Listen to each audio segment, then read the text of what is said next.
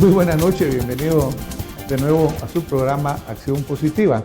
Es un gusto estar con ustedes y les agradecemos la oportunidad de poder compartir este programa que hemos llevado por 9 años, en los cuales hemos buscado llevar a sus hogares y compartir con ustedes diferentes visiones, diferentes pensamientos, diferentes formas de ver las cosas, siempre tratando de encontrar esa respuesta, esa solución a lo que queremos hacer, que es contribuir con que tengamos un mejor país.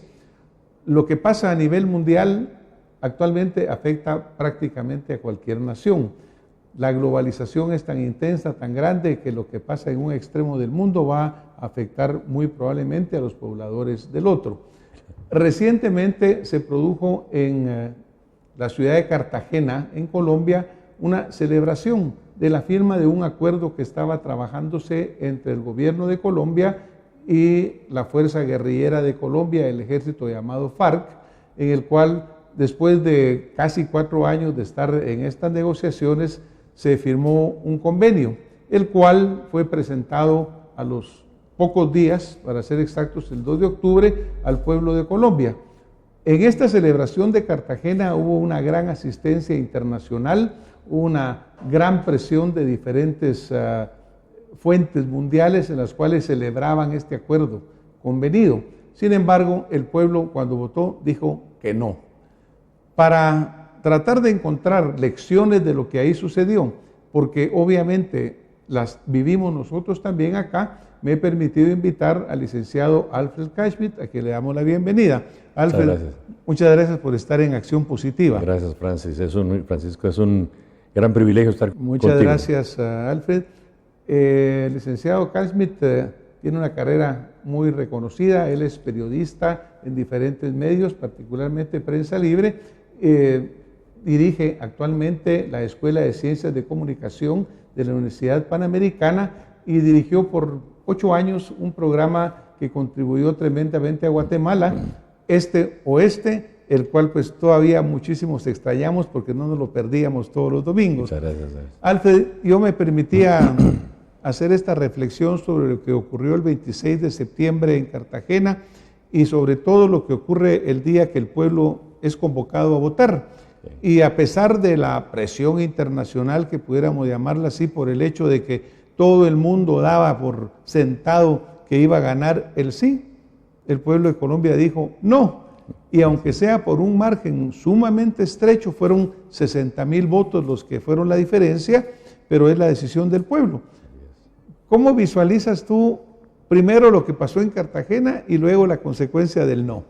Bueno, primero el hecho de que se estuviera llevando a cabo una celebración tan apoteósica donde se invitaron a 17 presidentes, mandatarios, donde llegó el de Naciones Unidas, incluso habían promesas del Papa de que iba a llegar.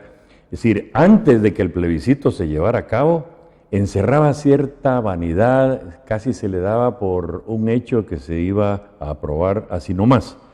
Eso creo que resintió, porque la transmisión de estos discursos generó mucha molestia en los colombianos, o buena parte de los que emitieron el no. Había un discurso triunfal de Timochenko, donde él se estaba abrogando prácticamente el triunfo de la guerra. En vez de ser mesurado, habló de cosas como de igualdad de género, de una serie de cuestiones que el pueblo de Colombia simplemente no lo vio bien.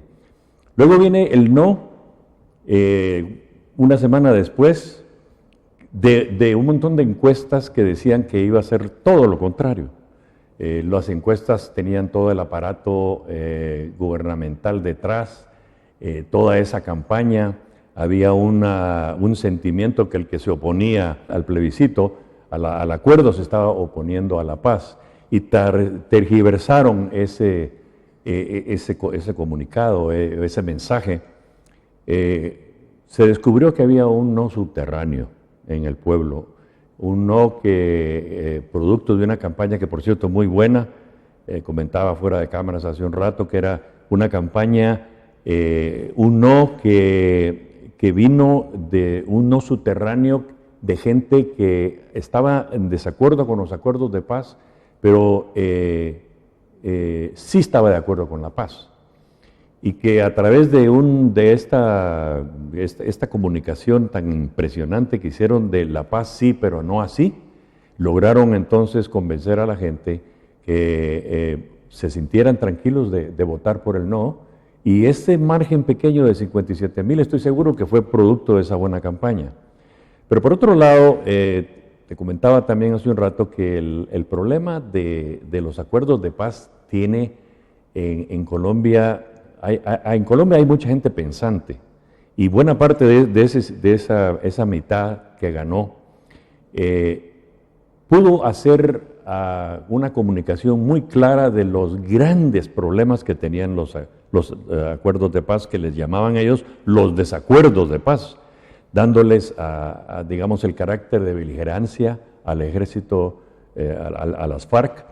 Beligerancia en términos internacionales significa que ya todo aquello que fue hecho violentamente, asesinatos, acciones ilegales, secuestros, narcotráfico, todo eso ya es legal porque fue enfocado dentro de una acción de tipo política y por lo tanto no tiene la connotación de delito.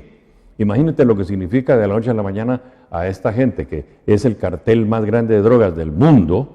Le dan el carácter beligerante y lo ponen a la par de un país como Colombia, es decir, sentado a la par. Eso es obviamente muy mal.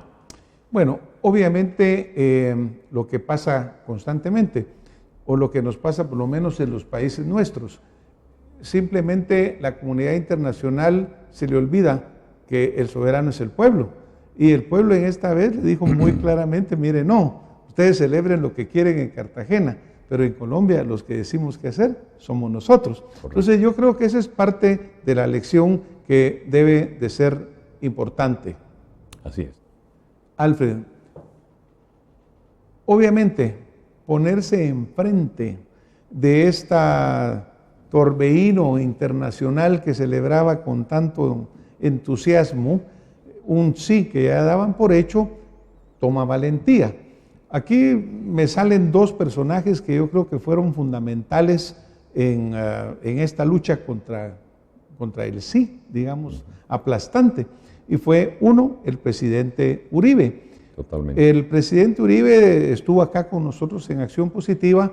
Me recuerdo que visitó el país en varias oportunidades, pero en una de ellas y tuvimos la oportunidad de hablar. Y él nos comentaba cuál era su visión de cómo él quería hacer las cosas o cómo lo hacía allá en Colombia. Decía, mire... Me decían, ¿qué va a hacer?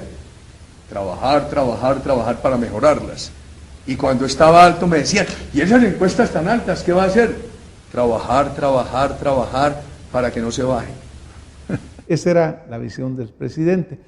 Pero ahora él se vuelve uno de los abanderados o el abanderado principal en la lucha contra la firma, como lo estaban planteando en lo que se había venido negociando en La Habana, porque él decía, mire, el convenio bueno, pero lo que han hecho en La Habana, decepcionante. Totalmente.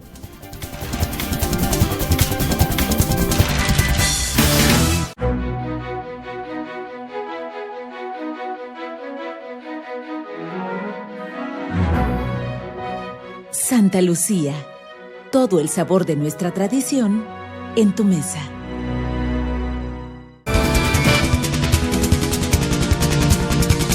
¿Cómo visualizas tú esa participación del presidente Uribe acá? Porque no fue fácil y requirió tener la valentía de enfrentarlo. Y fue muy atacado durante un principio porque era el que no quería la paz, el que se oponía a que Colombia tuviera se firmara una paz que todo el mundo quería, etcétera, tergiversando realmente el enfoque real de lo que estaba aconteciendo. Y él era el único que se levantó, bueno, no el único, pero digamos el líder que movilizó a toda la gente del no a través de argumentos muy razonables, no críticas infundadas basadas en ideologías, sino que simple razonamientos serenos. Por ejemplo, él decía cómo va a ser posible que se le entreguen enormes extensiones de terreno a alguien que ya de por sí tiene una enorme cantidad de potencial económico. Lo único que va a hacer es va a seguir por otros medios haciendo lo que siempre han hecho, que son narcotraficantes. ¿Cómo va a ser posible que ahorita dicte políticas públicas en cuanto a que hay que regresar a darle mini parcelas a los campesinos, cuando la tendencia global es hacia las grandes agroindustria para producir con la menor, para producir como debe ser? Pues hoy en día esa tendencia es definitiva. ¿Cómo va a ser que se le dé el poder político? Se le iban a dar 16 escaños en diferentes lugares. Incluso apunté en una parte de aquí que se le darían 26 curules en el 2018, a partir de 2018, y sin exclusión de responsabilidades de delitos atroces. Y se les concederían miles de millones para la creación de su partido, hacer pedagogía sobre ideología y programa, como que si no tuviesen recursos. Imaginemos qué hubiera pasado. Ellos ponen a los gobernadores, a los alcaldes, etcétera, y van dominando completamente, porque recordemos que este es un partido, es un movimiento de narcotraficantes que han perdido la ideología. Estos estuvieron trabajando en la clandestinidad durante medio siglo. Ellos tienen una mentalidad ya definida. Ellos no van a cambiar de la noche a la mañana y van a ser unos ciudadanos rectos cuando en sus manos tenían la posibilidad de agarrar a una persona y vos me desobedeces y ¡pam! Y de una vez ahí mismo, o de secuestrar, o de manejar decenas de millones o cientos de millones de dólares. Después de ISIS es el movimiento narcotraficante más grande del mundo. Bueno, recientemente en Costa Rica se denunció, pues hace unos pocos días, una que riqueza. se identificó unas propiedades o unos valores muy grandes de parte de esta guerrilla. Otra de las personas que también tuvo un punto muy importante fue el presidente Andrés Pastrana. Correcto. Pastrana fue quien inició las pláticas con las FARC. Es correcto. Él fue de los que abrieron ese camino. Incluso se hizo una zona que se le llamó de transición en aquella época, que era del tamaño de Suiza, para que ahí fuera como que el campo donde empezara la paz, lo cual no se logró. Pero Pastrana señalaba, primero, lo que tú señalas del narcotráfico, porque la relación de la guerrilla con el narcotráfico ha quedado claramente señalado. Luego mencionaba, bueno, ¿cómo es posible que se le vaya a dar dinero de los colombianos cuando ellos tienen millones? Sí. Son sumamente ricos. Y la parte política, ¿por qué le vamos a dar un poder político a gente que tampoco va a responder ante los tribunales, sino que se crea una justicia especial, una jurisprudencia diferente? Totalmente. Es decir, todo esto de veras molestó al pueblo de Colombia. Imagínate, se conformaría una jurisdicción, y aquí lo leo literalmente, una jurisdicción especial de paz de 72 magistrados, 15 de ellos extranjeros. ¿Dónde están los colombianos ahí? Con varias salas de justicia. Se establecería el Tribunal de Paz, que habría sido diseñado por un abogado comunista español y 2 magistrados colombianos. Uno de los cuales dijo en algunas ocasiones públicamente que las FARC no eran tan malas.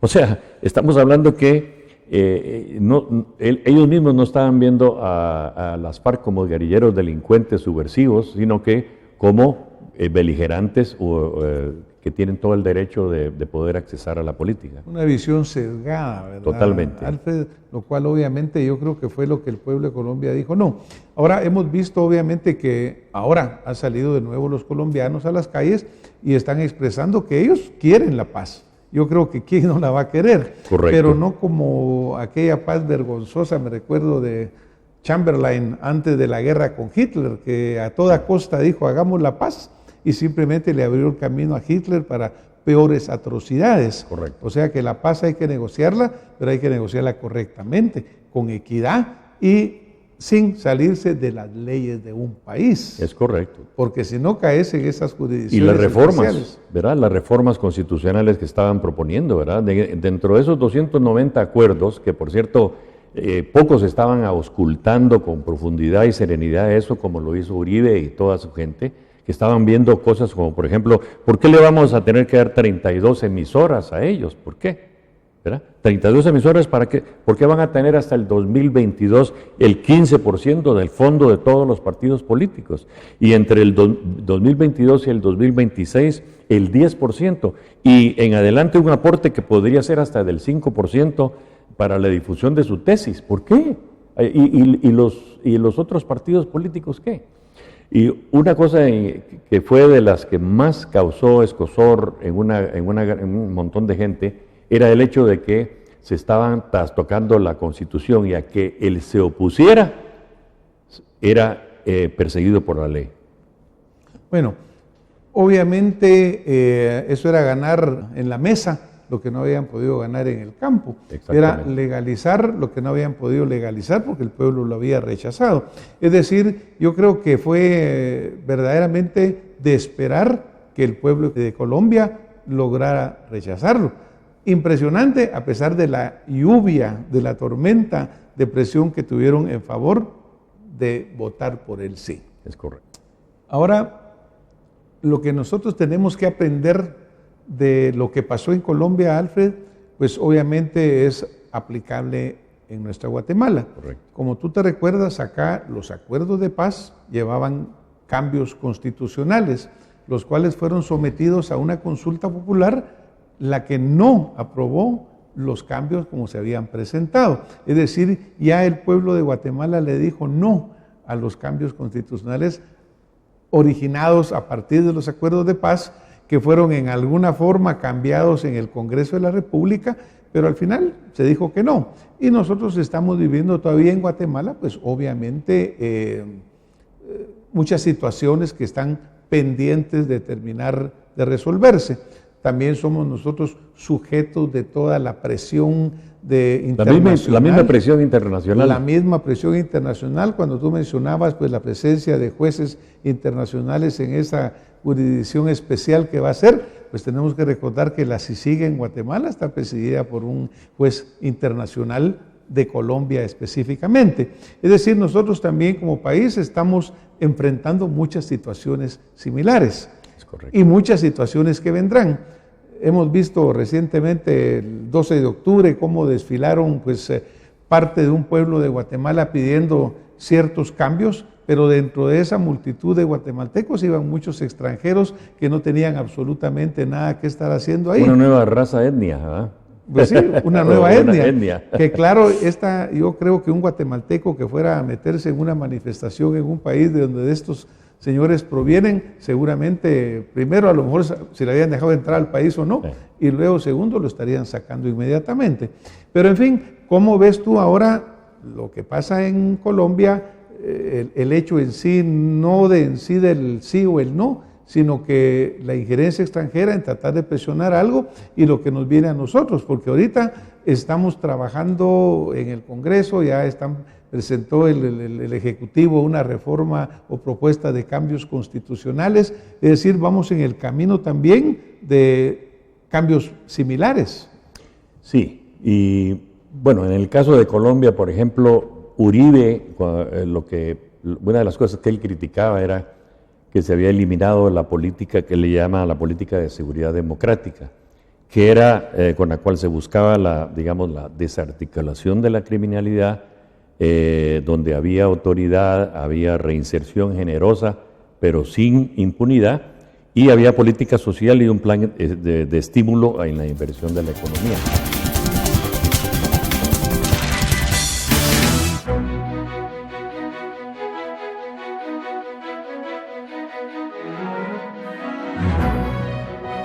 Santa Lucía, todo el sabor de nuestra tradición en tu mesa.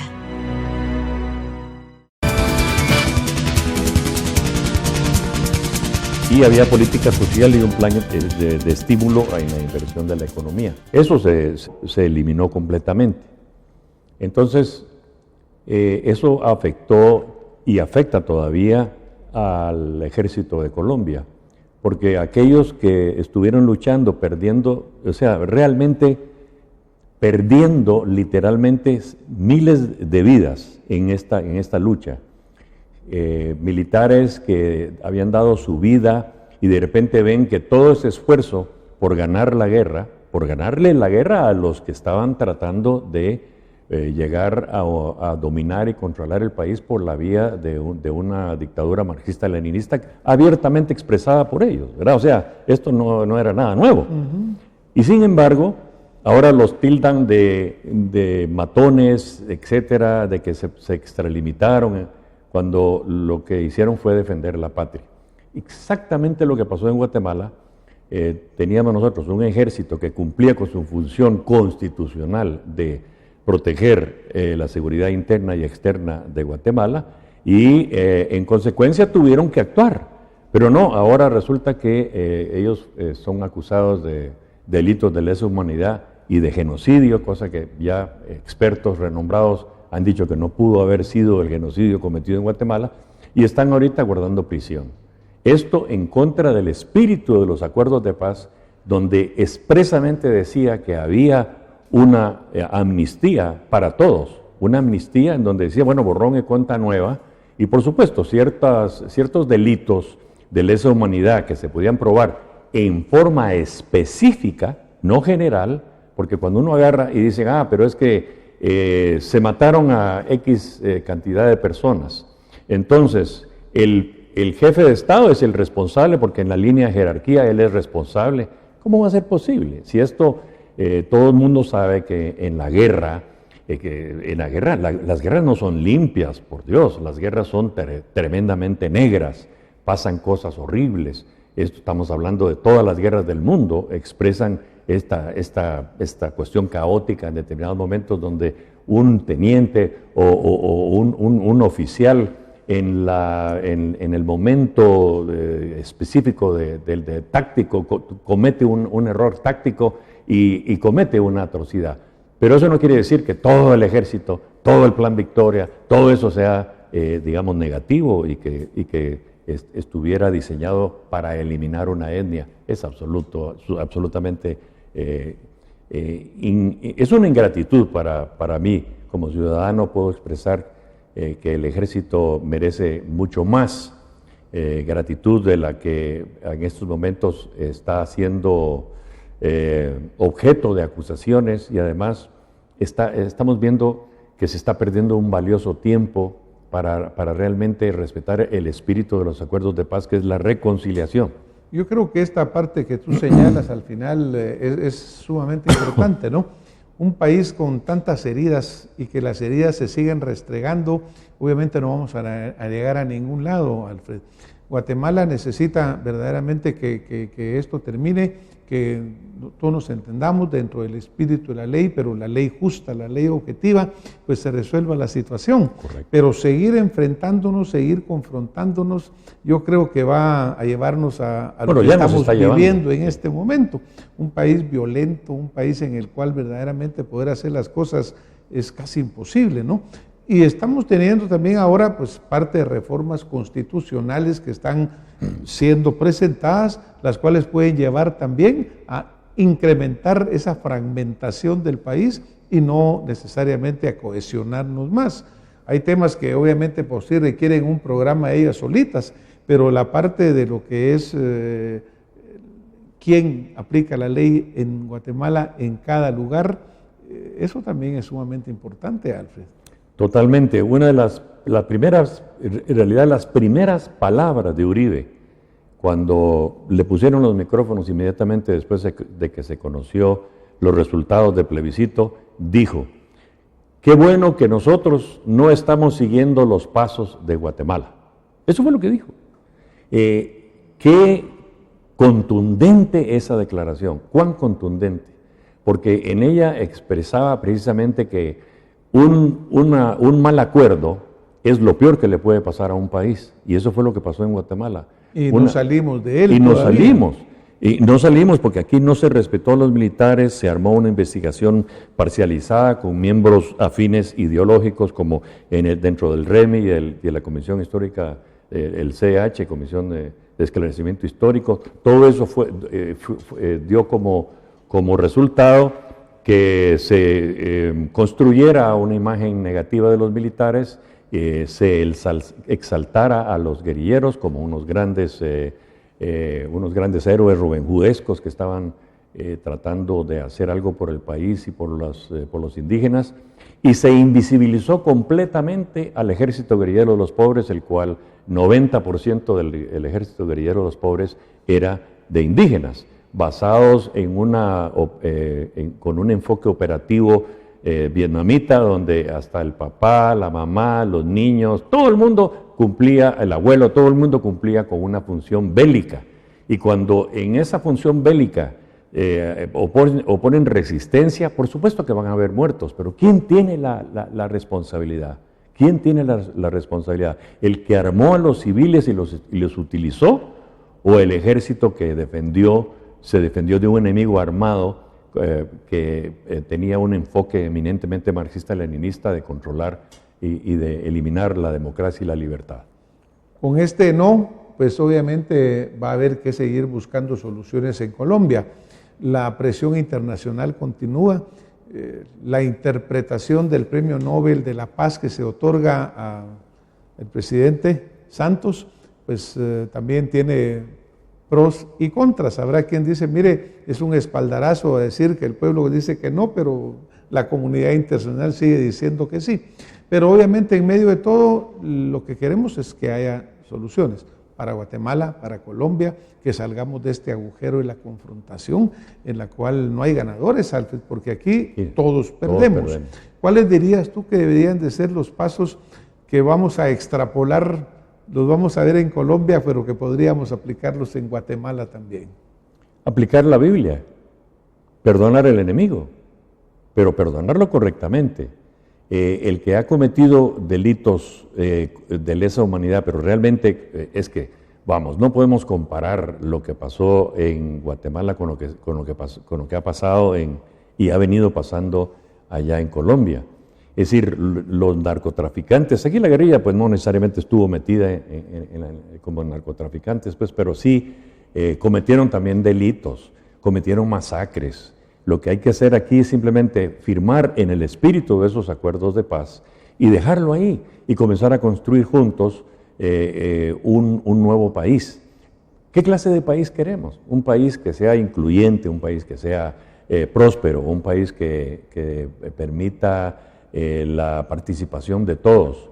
Pero para hacer eso se necesitan un Estado de Derecho y se necesita también, yo que me muevo en el interior, y tengo experiencia en desarrollo de 30 años. Yo nunca salí, por cierto, de la región Ixil. Te puedo decir que hay una enorme cantidad de cosas que se pueden hacer, pero que el ingrediente esencial es la cooperación, el espíritu de paz en ambos lados. Bueno, pues excelente. Yo creo que eso es lo que tenemos nosotros que buscar verdaderamente, ese espíritu de paz, pero hacerlo con honestidad, hacerlo con sinceridad, no del diente al labio, sino que verdaderamente convencidos que para que Guatemala cambie, todos tenemos que ceder, que para que Colombia dé un paso real hacia la paz, tiene que salir del pueblo de Colombia ese arreglo. Alfred, nos vamos a tener que ir porque el tiempo nos avanzó. Te agradezco muchísimo lo que nos has comentado. A todos y cada uno de nosotros nos quedan reflexiones que hacer, pero al final yo creo que todos coincidimos en lo mismo. Queremos que el espíritu de paz prevalezca para el bien de hoy y sobre todo del futuro de nuestros países. Muy buenas noches, muchísimas gracias por haber estado con nosotros. Nos vemos la próxima semana con más Acción Positiva. Alfred, muchísimas gracias. Gracias a ti. Gracias.